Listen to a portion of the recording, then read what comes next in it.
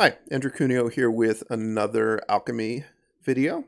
This time it's going to be a deck tech on Mono Black Sacrifice. When I first saw the Alchemy spoiler, I read this card, Sanguine Brushstroke, and I wasn't very excited about it. I've never really been that big of a fan of playing with Blood Artist in Constructed, but having played with this card now some, I think this is actually one of the stronger cards from Alchemy. So it gives you a Blood Artist, which it gives you an actual copy of the card Blood Artist, which matters because it's going to go to your graveyard for Agadeem's Awakening. It's not just a token. And it also matters for like the Bloodcaster, which we'll get to in a second. Only triggers on non-tokens, so the Blood Artist being an actual card matters. It also gives you a blood token, and then you get an ability when you sack a blood token, you drain them. So this is an interesting card in that it's a 3-mana card that kind of gives you 3 items in play. So that's a pretty good rate. You're spending 3 mana and you're getting 3 things. As long as each thing is doing something for you, you should be pretty happy. Because this card is going to be pretty immune to your opponent attempting to interact with it, because they just can't realistically use one card to get rid of 3 of your cards. So if this resolves, if it doesn't get countered, you're going to get value from it, basically guaranteed. So once I decided to start working with this card, I was looking for what is the best way to generate blood. And the best way to generate blood that I could find is the Bloodcaster. And it kind of fits into the general sack theme. So whenever one of your creatures die, you get a blood token. There's also this whole transform thing. That's a really minor part of the card. I wouldn't really worry about it. Every once in a while, you'll draw 2 of these together and you'll flip them to the Bloodbat Summoner, and you'll win those games pretty easily usually. But for the most part, it's just a 2/1 that whenever one of your creatures dies, you're going to get a blood token. Interestingly, it doesn't require vampires, so it's not really a tribal card. I didn't realize that at first.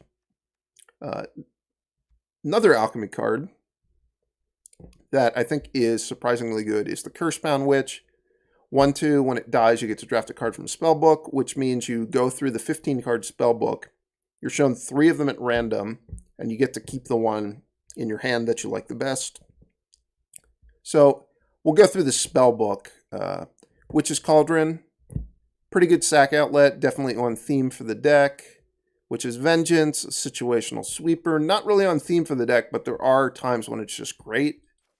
Witch's Oven, another sack outlet. Kind of interestingly, once you have a bunch of mana in play, the Witch's Cauldron is probably going to be a better card for you than the Witch's Oven, even though Witch's Oven is a staple in Historic. It's not that good of a card if you don't have Cauldron familiar. Witch's Cottage, that's the only way to get a mana from the Cursebound Witch. So you've got a 20% shot at having access to a Witch's Cottage when this dies. If you're looking for a mana, this is the only way to get it. It's not that likely to work.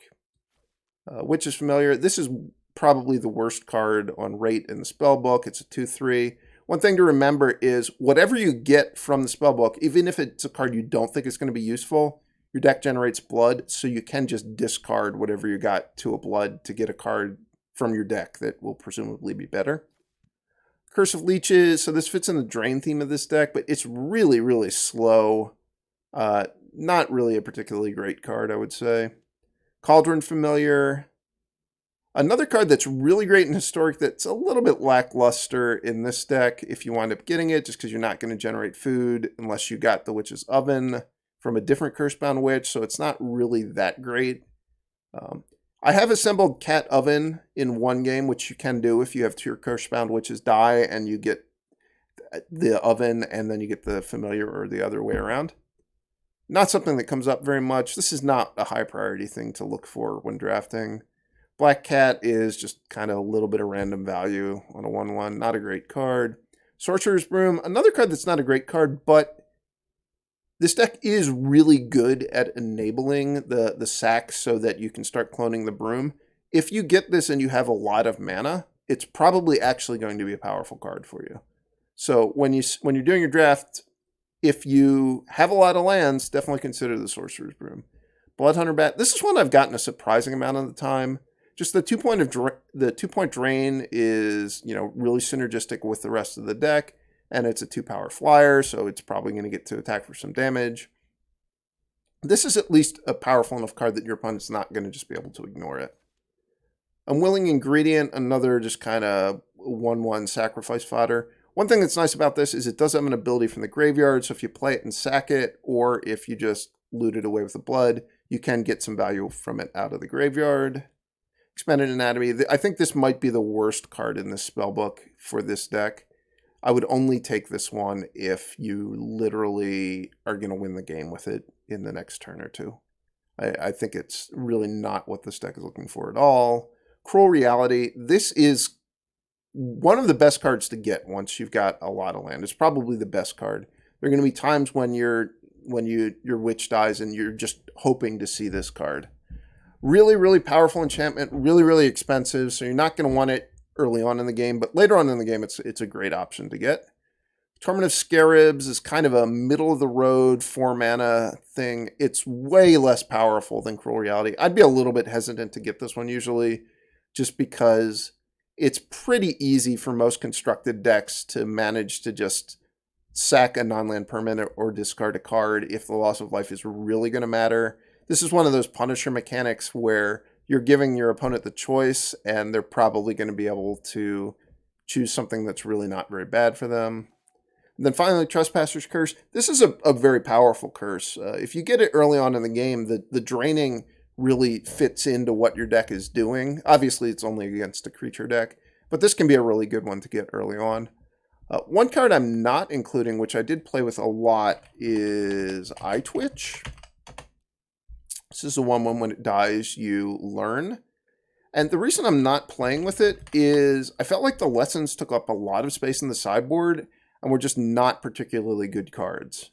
So Necrotic Fumes was situationally decent, but it does exile the creature you sack. So you miss out on all of your sack triggers, which is what your deck's built around. So that was kind of a nombo there.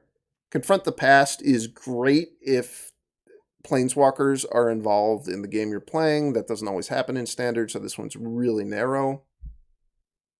I didn't have this one in my sideboard. I was playing this one in the sideboard. It's just really expensive for what it does. Every once in a while, it was nice to get 2 bodies, but for the most part, this card was just kind of overcosted. Environmental Sciences is great if you need a land, but still kind of expensive.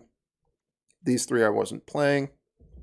And the Mascot Exhibition, this is not like one of those blue decks where you kind of get control of the game and you just need anything to win, and so Mascot Exhibition is just good enough for you to win.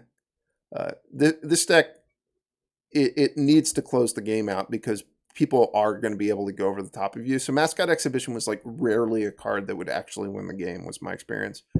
So anyway, I stopped playing with Eye Twitch because I didn't like any of the lessons. And I wanted to play Concealing Curtains because I wanted a little bit of main deck discard. I think it's very easy to construct a black deck in Alchemy or just in Standard where your deck is really good against creatures. The trick is to try to make your deck good against kind of the blue control decks. That's where you need to make sure that you're making decisions to optimize your deck for. And Concealing Curtains, I think, is way better than Eye Twitch if you're up against the blue deck, just because the discard matters. The 3/4 Menace body matters a lot.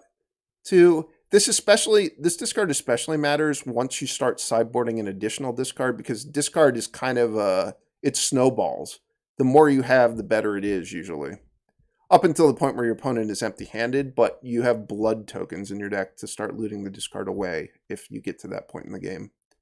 So I'm very happy to have this against blue decks in particular. One thing to bear in mind with this, be really careful when you choose to transform it. If they kill it or bounce it in response, you're not going to get the trigger. You really don't want to spend 3 mana and not get the trigger.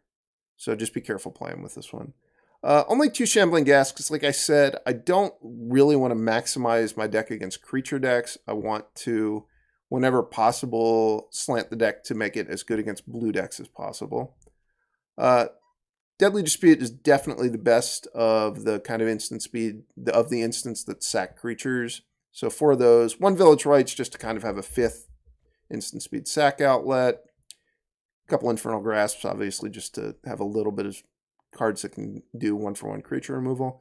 Meathook Massacre is perfect in this deck. It's a sweeper, but it also has the drain ability and the gain ability. So it fits in with all of the other draining that you're going to be doing with the deck.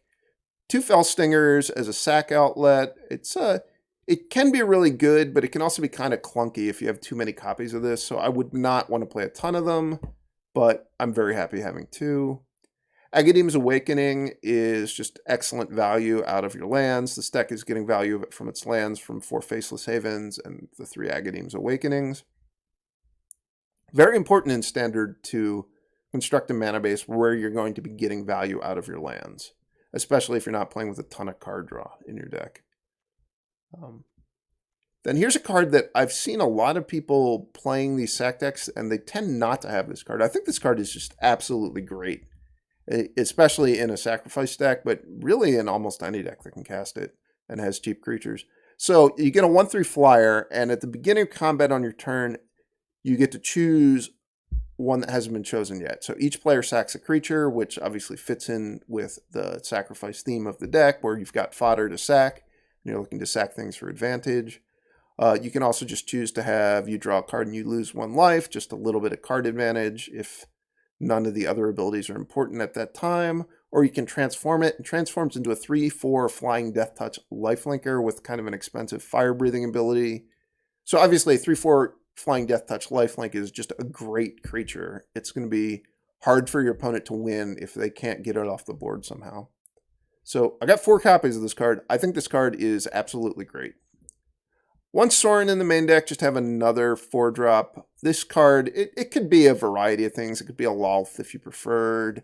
I mean, you could have like any of the cards from the sideboard that you would rather have in your main deck in place of this. I'm going with Sorin, but this is kind of a flexible slot, I would say. One thing I was going to also point out is if you wanted to, you can very easily make the mana work to have this be a multicolor deck. I played a lot with this card, Extus, in my deck. You make the mana work just by playing the Pathways, and you play the new Crossroads card from Alchemy. Maybe you play a couple of the duels.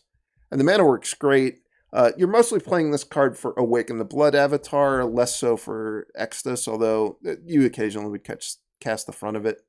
So Awaken the Blood Avatar is kind of a sack outlet that also causes your opponent to sack a creature, and then it deals a ton of damage. The problem with this card is that it's weak to Divide by Zero. It's weak to Fading Hope. It's really good if you're managing to catch your opponent's 3 or 4 mana creature with it, but a lot of the creature decks in Alchemy are playing cheap creatures. If you're catching like a token creature or like a 1-drop with it, a lot of times it's not really worth it. So I moved away from playing with this once I realized that I was just happy having 4 Henrikas in my deck. There was kind of no reason to warp the mana in a way to make this card playable. It's kind of the same deal with like Immerstorm Predator. If you wanted to play it, you easily could make the mana work for it, but I just don't think that Immerstorm Predator is a better card than Henrika, so there's kind of no reason to do that. Since we're mono black, we've got Snowlands, which is going to lead us into the sideboard. There's a bit of a transformational sideboard here where you can become a more controlling deck with 3 Blood on the Snows, 2 Lolths, and a Sorin. So, like I said, I want to make my deck as good against blue as I possibly can, and so I've slanted the main deck to be more in the middle between being an anti-creature deck and being a deck that's going to have some game against blue.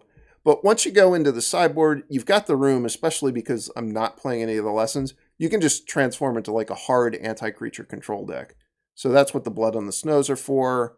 So if I'm up against a creature deck, I'm going to board in 3 Blood on the Snows, Field of Ruin, 2 Lolths, Sorin, Power Word Kill, and an Infernal Grasp. That's 9 cards. I'm going to take out the Concealing Curtains because they're playing a creature deck. I don't really care about the discard that much.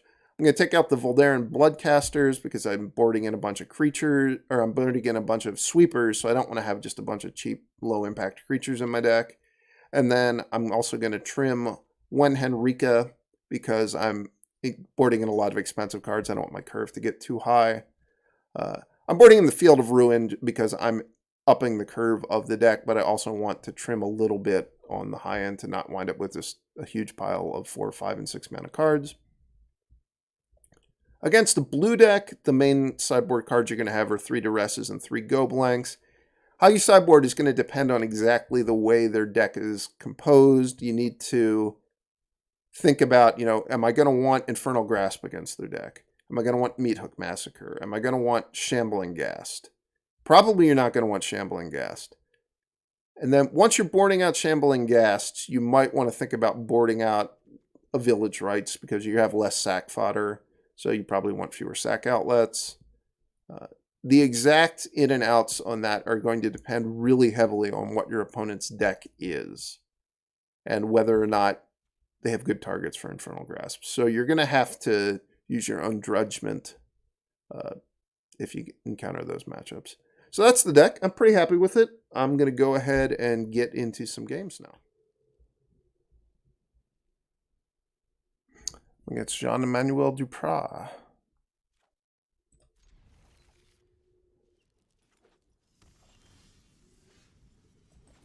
So this is probably a blue deck.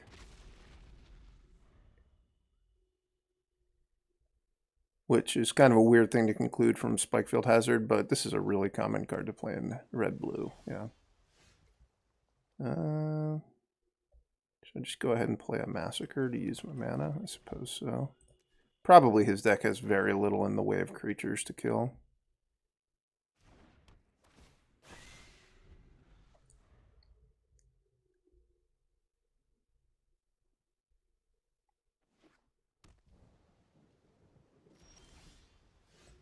It's also somewhat nice to get a card out of my hand because if I get Divide by Zero'd here, it makes the teachings for the Archaic a little bit more awkward.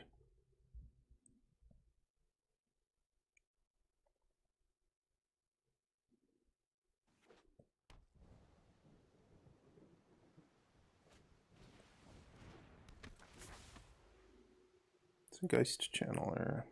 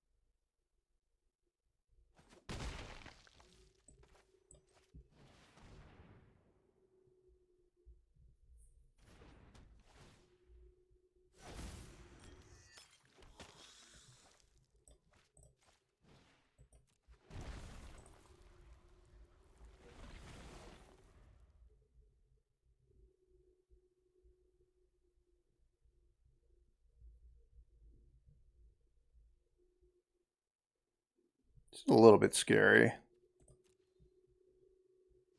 Can very easily have things that I'm going to have a very hard time beating.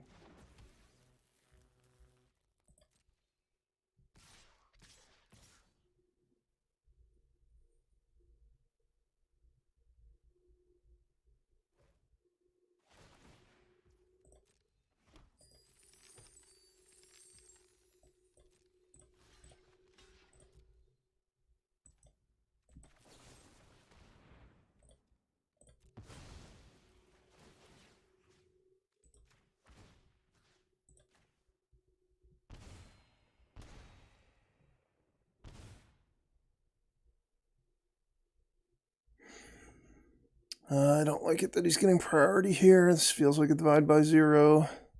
Well, if he divides this, and I draw a land,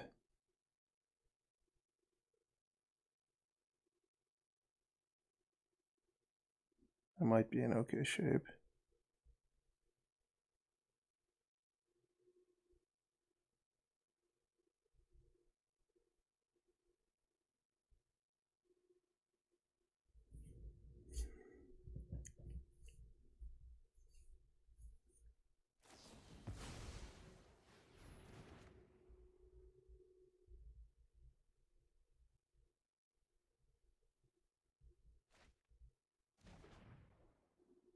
Choose to divide and loot.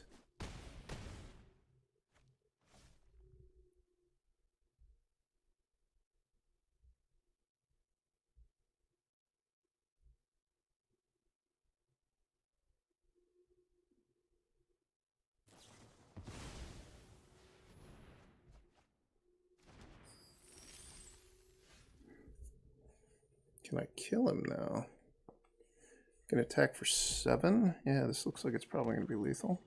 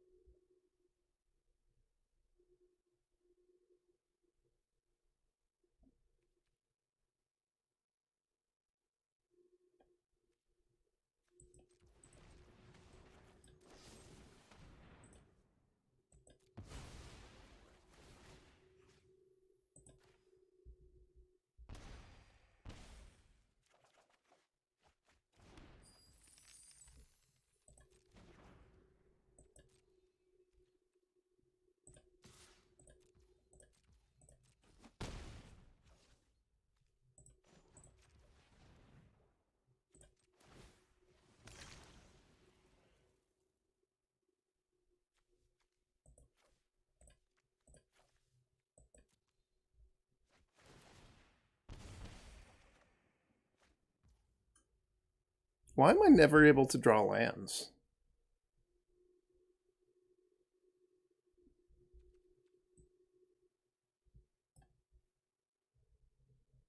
Am I just dead now? I think so.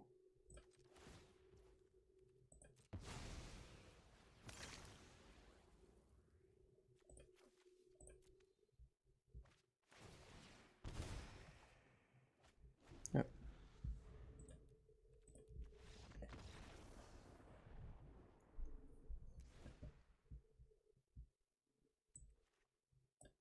Definitely want Infernal Grasp. I think I want Duress. I think I want Go Blank here as well. I think I like Lolth better than Sorin against people who are playing Goldspan Dragon. Only no Shambling Ghasts, fewer Meathook Massacres. Term of Village Rites. And we cut the Fell Stingers as well.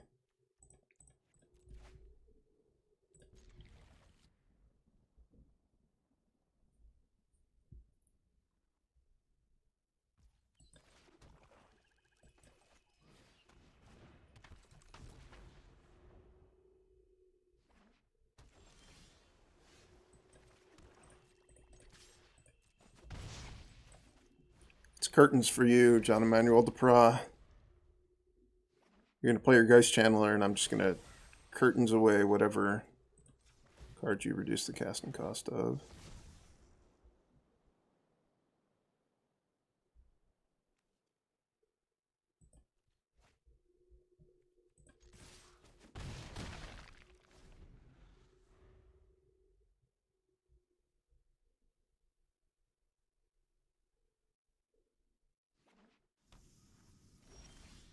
So he has a braid. She'll only braid the Henrika, I'm sure. But this means that next turn I'll have the option of attacking with the Faceless Haven or playing the Lolth. Which I assume I'm going to play the Lolth. Does have Cinderclasm, which is something against Lolth. It's not really all that much. This is an Epiphany. I think I'm still in okay shape. It's a Behold.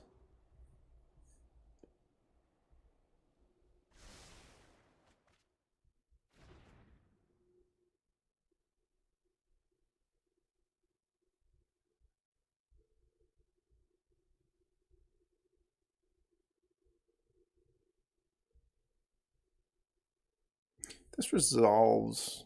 I guess I'm going to make the spiders.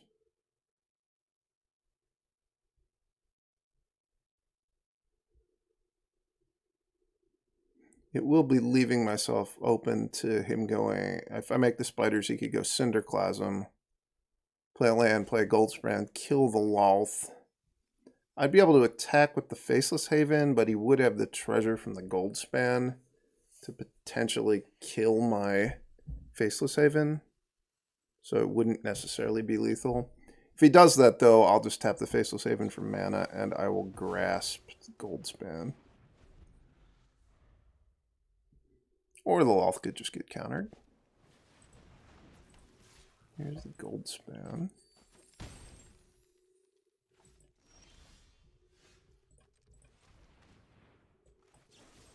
I'm going to grasp this to start so that he doesn't have access to 2 mana.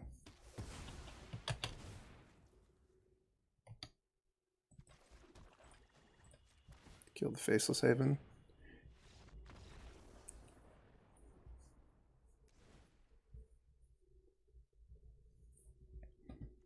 Well, that was an easy game.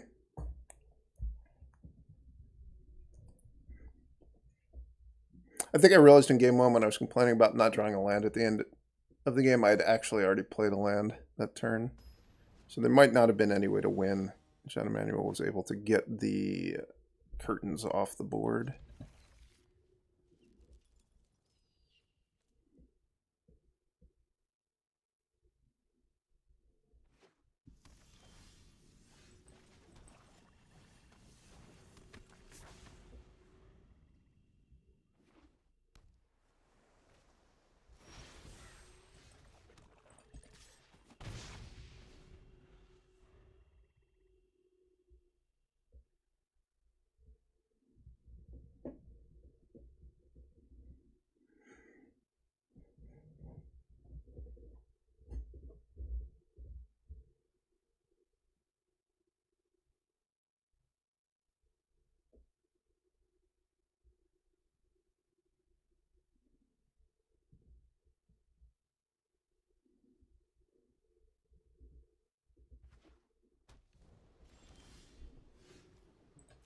Sensing a divide by 0 in my future.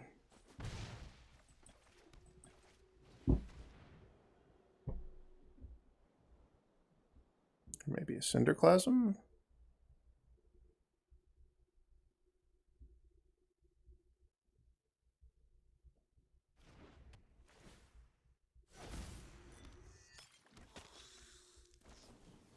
I'll behold the multiverse. Not what I was expecting at all.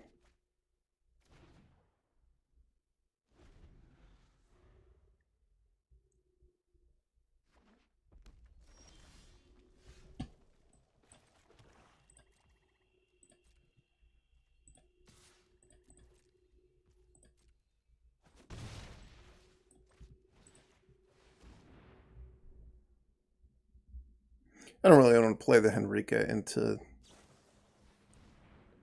open mana. Test of Talents. Okay. So he gets to see the Henrika coming.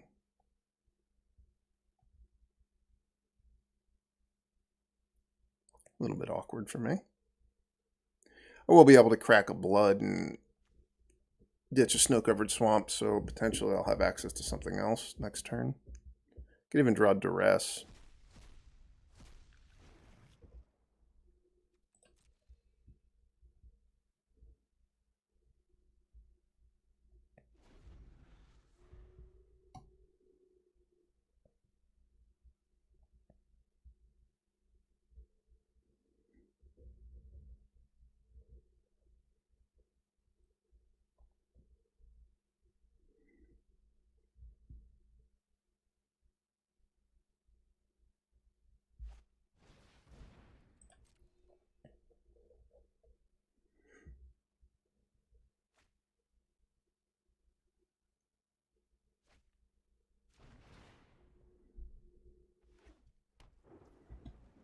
Alright.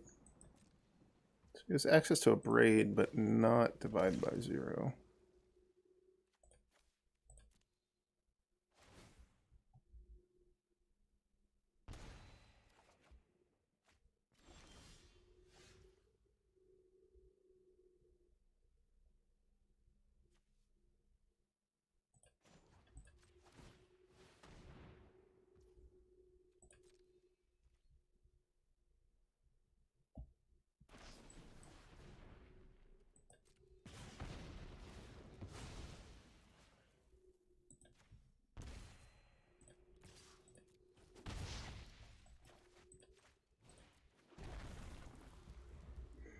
Wanted to spend my mana and I wanted to draw the Abrade out. I didn't want to just play the Bloodcaster.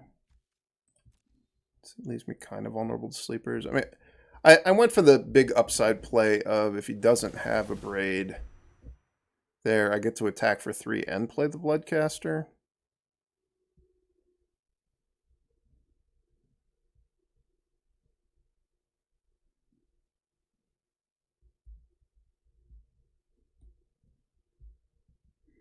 Nice to draw Duress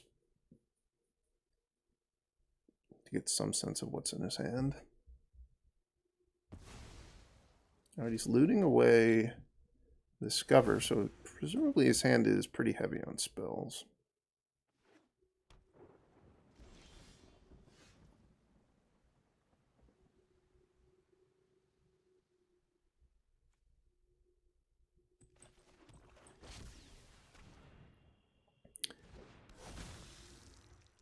Do we have another Abrade incoming? Yep.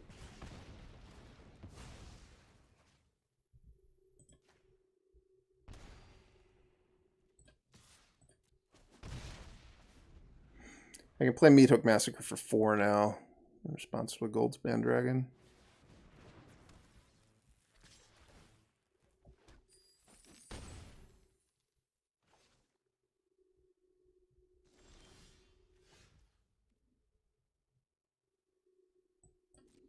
Or I could just draw an Infernal Grasp.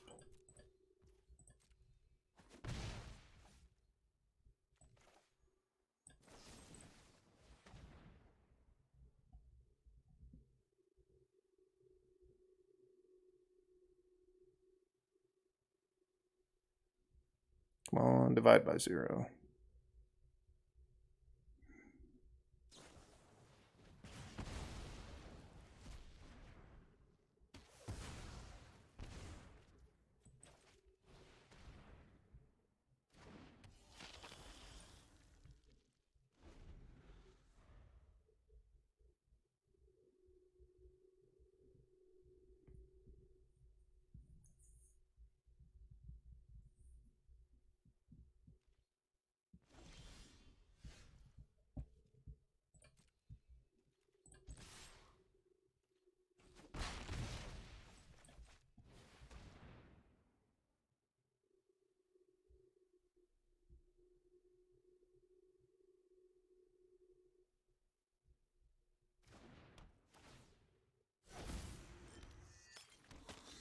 Should I just play Meathook for 1? Is that a good play? I think it might actually be.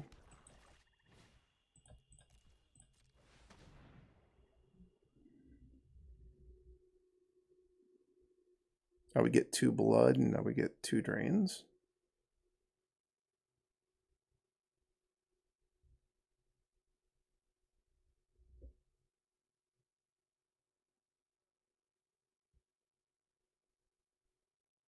I said we get 4 drains. I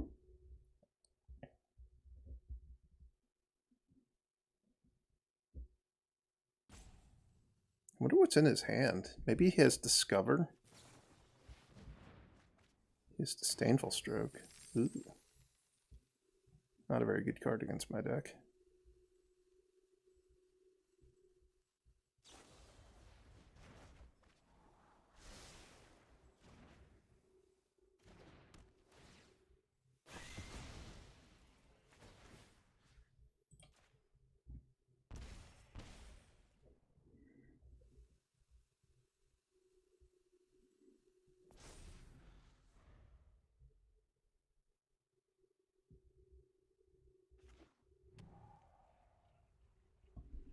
Let's discard it to Windfall, Disdainful Stroke.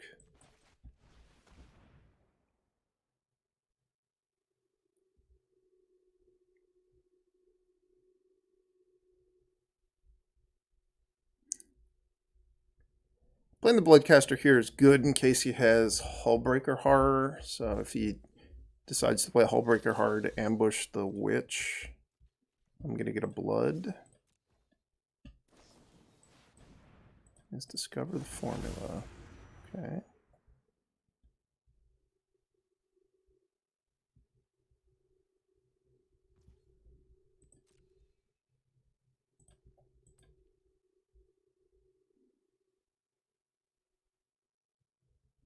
This Cursebound Witch has been attacking every turn. It's done what, like 6 damage this game? It's not bad.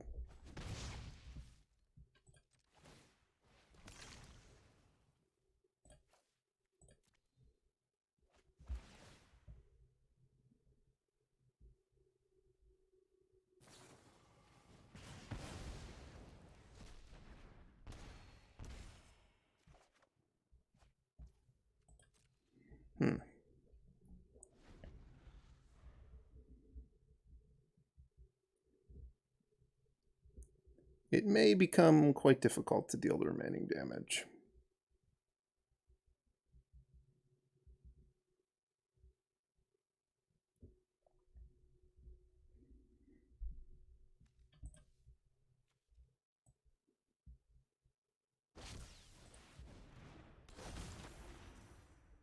Okay.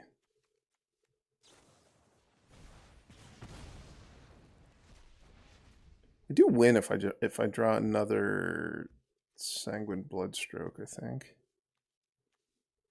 There's nothing here that really does anything about any of that.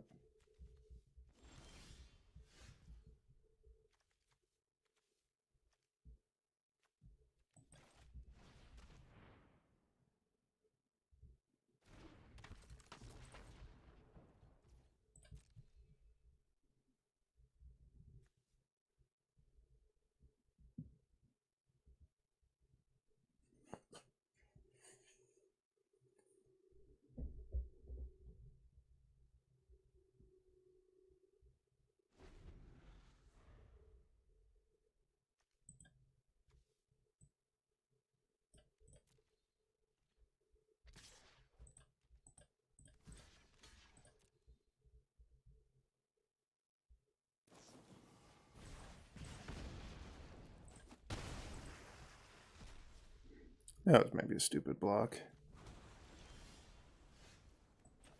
Or was it?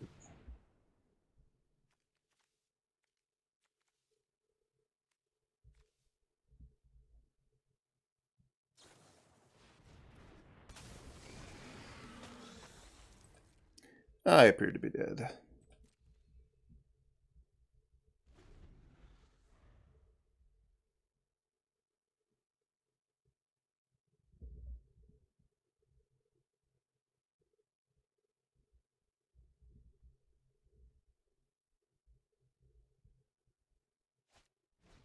Deadly Dispute would be a very good draw.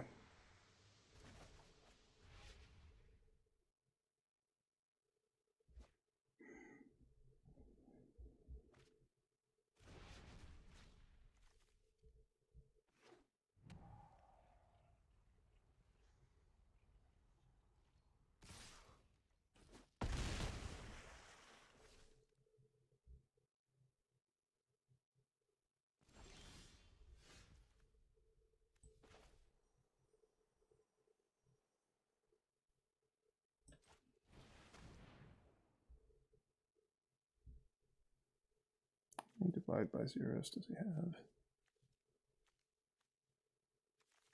No divide by zeros. He has a Test of Talents, but I guess he could...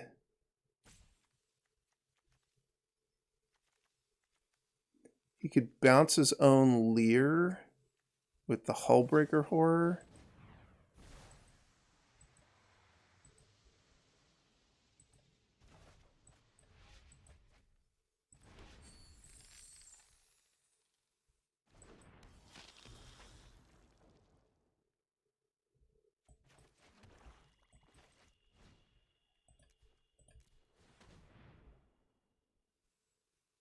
Yeah, I don't think there's anything I can do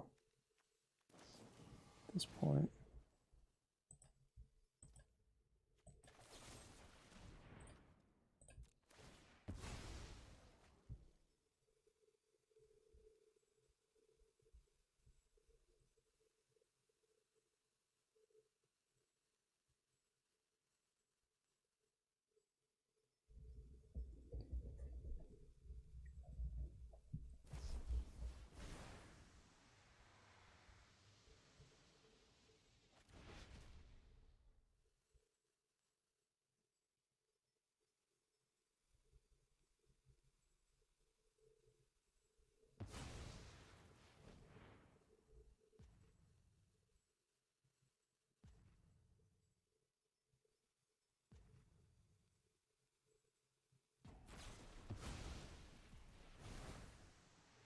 Let's see. Oh, he's bouncing a Sanguine Brushstroke. Okay.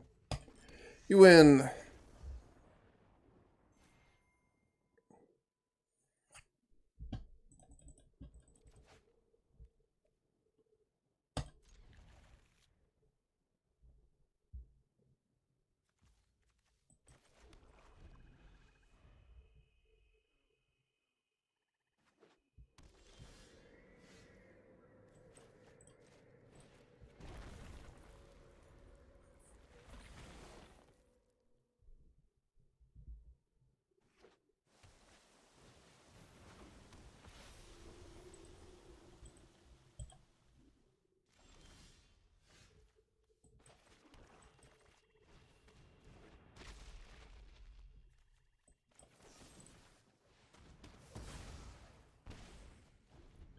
This is a lot of Henrikas,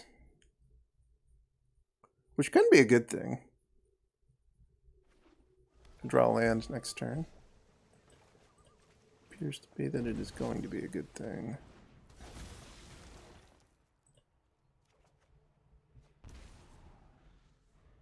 Henrika is interesting in that once I transform this one, I can play the other one face up. You just can't have two of them transformed at the same time.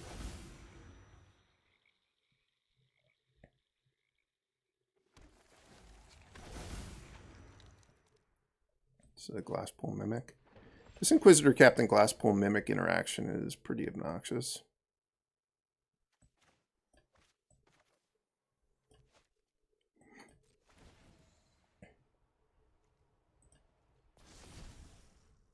There's a graphical bug with Arena that it looks like they have 7 cards in hand, but actually they only have 5 right now.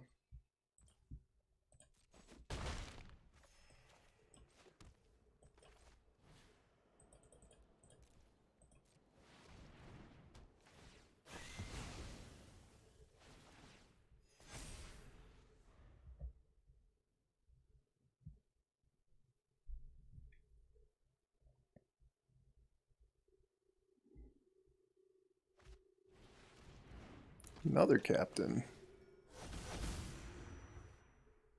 It's going to be impossible to know how many cards they're supposed to have in their hand.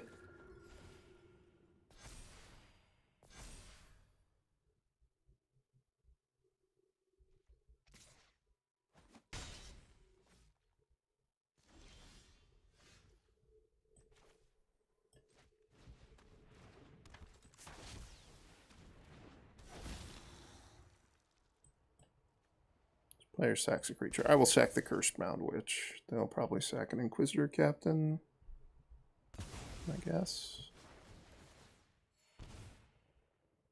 I will get... guess I'll get Cruel Reality.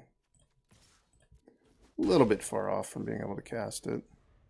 This game's probably going to go for a while.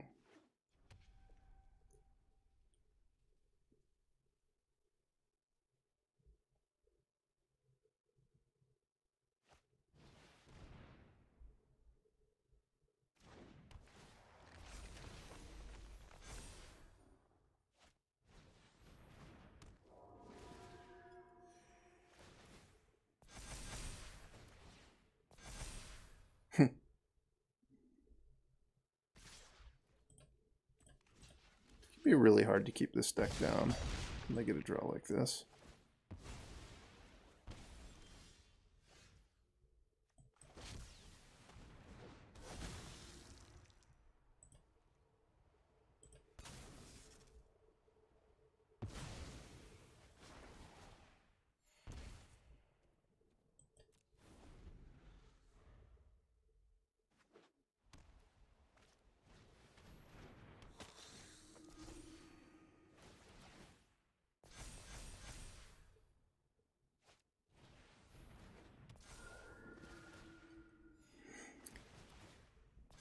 Well, I thought I had a strong hand this game, but evidently I really did not.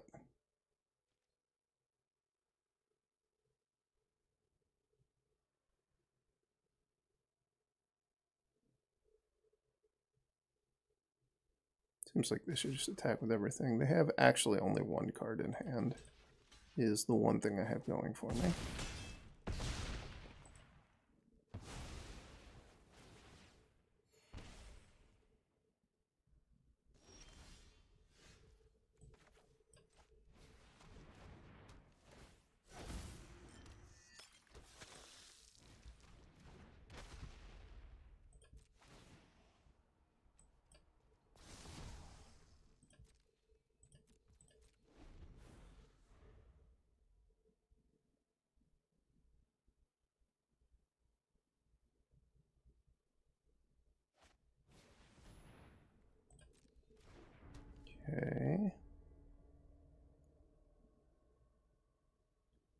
whether that helps them right this second.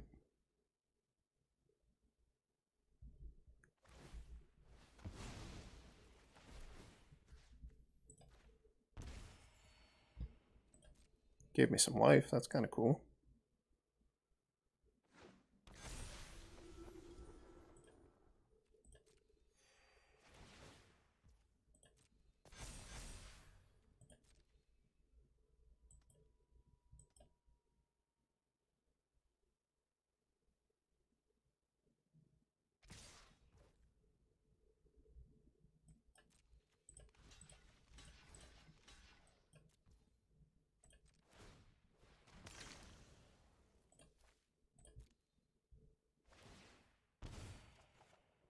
Got him down to 42.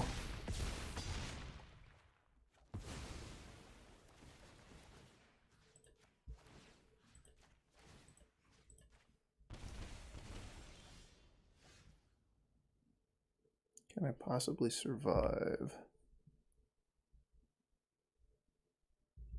I guess actually not dead. Just in horrifically bad shape.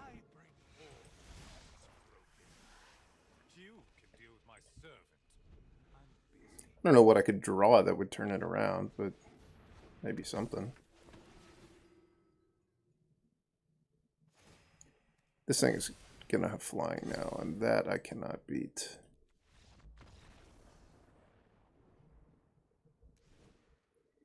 Okay, that was a disheartening loss. But this is a case where I definitely just want to sideboard in all my anti-creature cards. So no Concealing Curtains. We saw Concealing Curtains be pretty bad that game. I take out the Voldaren Bloodcasters. Henrika I thought was fine that game, but a little slow. So I don't want to draw a triple Henrika hand again.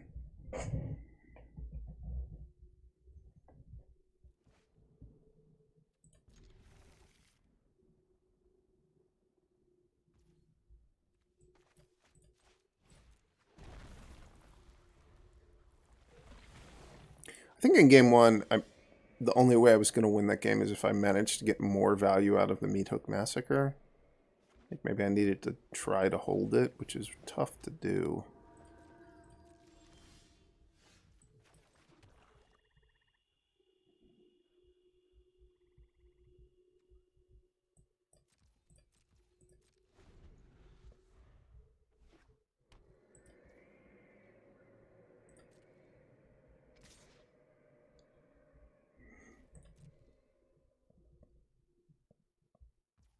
Well, they haven't played a card that gains life. That's nice.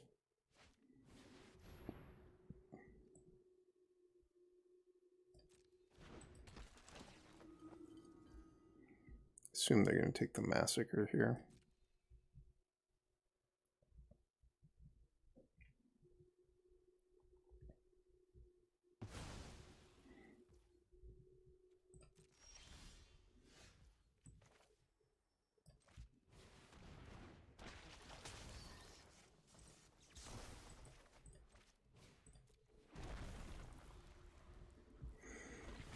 Come on, no Inquisitor Captain Chain.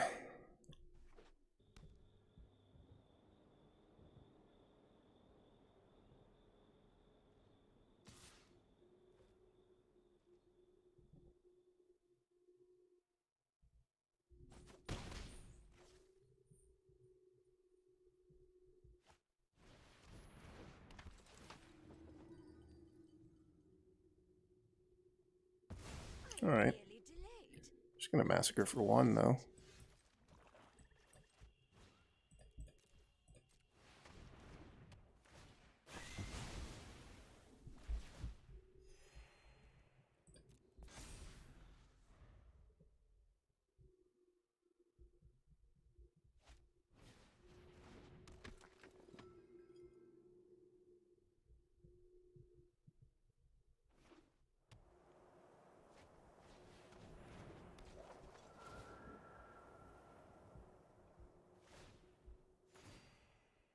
It's not that scary.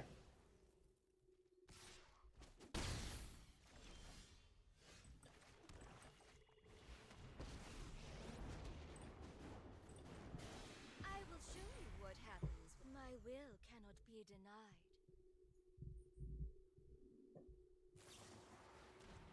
I'm sure you'll miss me. Well, I don't think that was a very good use of a card. They know that I'm about to be able to cast this Lolth. I don't know that trying to fight over the first Lolth was really where they should have been. Maybe they just have another Vanishing Verse. I mean, they have to have non-creature cards in their hands, so probably this is just the second Vanishing Verse. Have such power, but you are to do what I demand.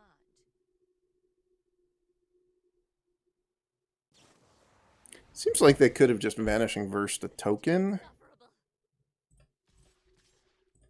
and then it just attacked these two at the Lolth, and they would have been in much better shape. So I would just be down a token that way. Whereas now they're stuck. They're exiling Meathook Massacre. Okay.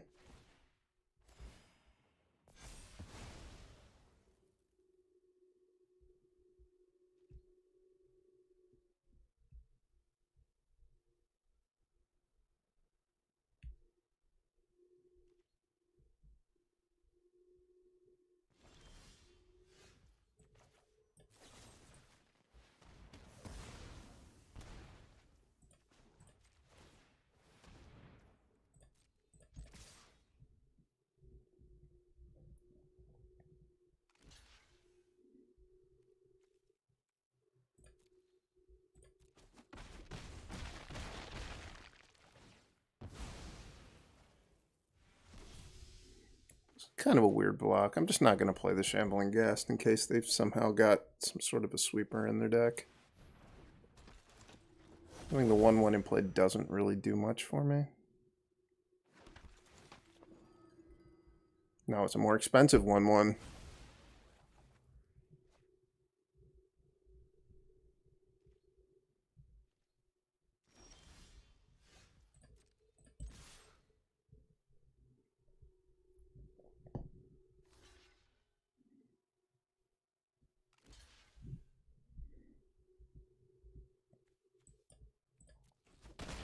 I drew enough land, though. I think if they'd played their Vanishing Verses better, I actually would have been in some trouble this game at this point.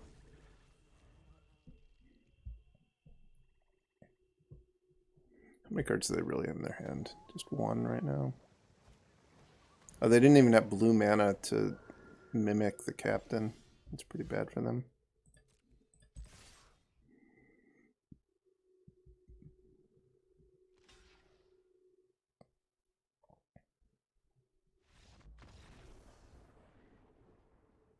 Alright. That was a lot easier.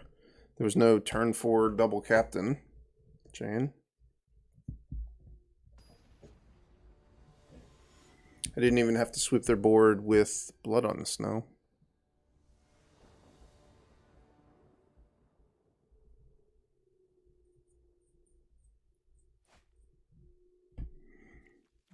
Two land, and I've got the Shambling Ghast Dispute draw, which is always great. We'll probably have to take 3 to get Agadeem's Awakening into play.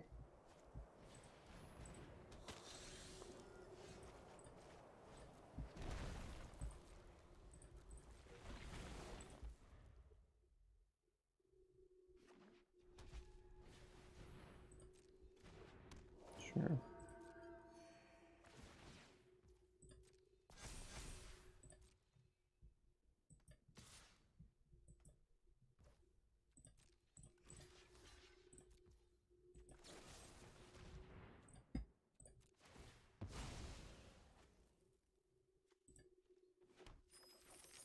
Treasure token for me, please. Land was what I really wanted.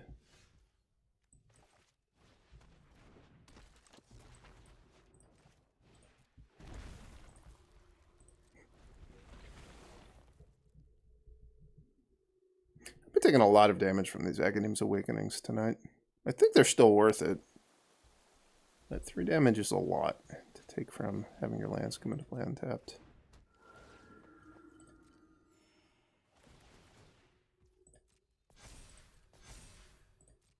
I even have 2 Blood on the Snows in my hand, so they can't even get me with the Lead Spellbinder.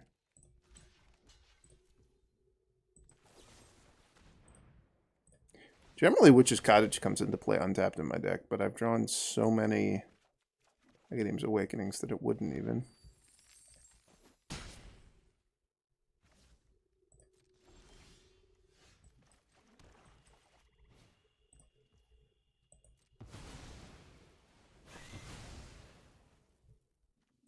Get the Shambling Ghast again, just in case I need another treasure to deploy my hand more efficiently.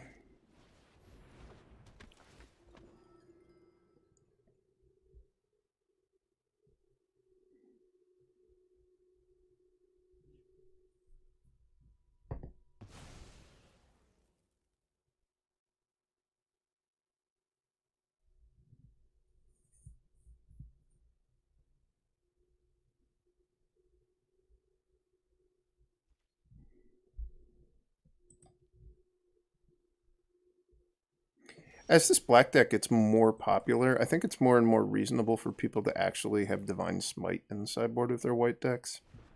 Kind of sick if my Henrika got Divine Smited here.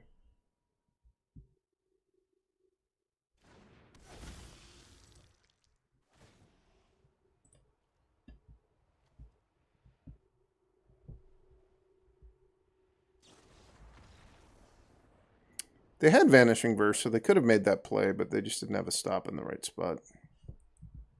I think they were going to lose anyway. What life was that? I was at, I think I would have gone down to about 5 life before I stabilized, maybe. So really, it wasn't that close to them winning. So that's going to be it for now. I hope you guys enjoyed that deck. I think that deck is very good. And also very fun to play. I think there's a lot of decisions to be made in the games. It's I think a deck that really rewards getting to know the intricacies of playing with it. And it also just does a bunch of very powerful things. So, hope you enjoyed.